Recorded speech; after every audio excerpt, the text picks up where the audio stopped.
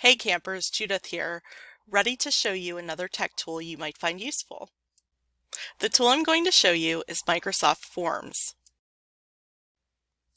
This is an application that's available in the Office 365 suite, soon to be called Microsoft 365.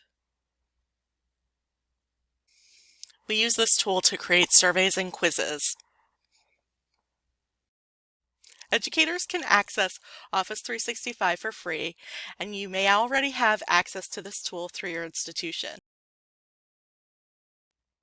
One way to check is if you use the web app for Outlook for your email, you can click the App Finder icon in the upper left-hand corner to see if there are any other apps currently available to you.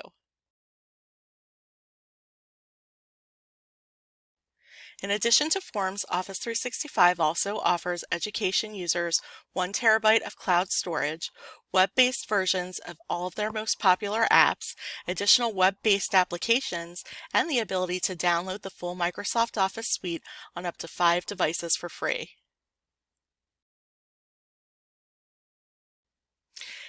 If Office 365 is available at your school, this is also helpful to share with students so they don't incur additional costs trying to purchase Microsoft Office.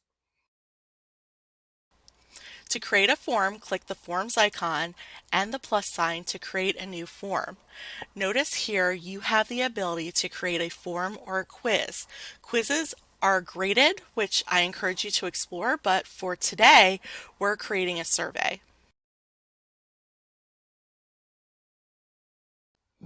Surveys are based on a simple form structure and it's intuitive, so as you type into the form, it will walk you through the process of creating your form. As you can see here, the form remembered that I already created this survey and is offering me the option to automatically import the survey item.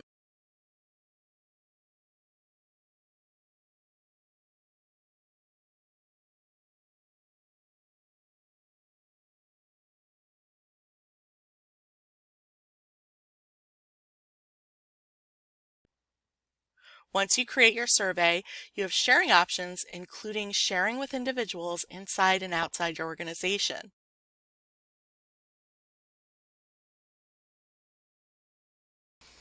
To keep a survey truly anonymous, it should not be associated with a login, and you should use the option to have an open share link. If you want to associate responses with individuals, for instance, if you need to give credit to students for completing the survey, make sure you associate it with a login or provide a field for students to record their name.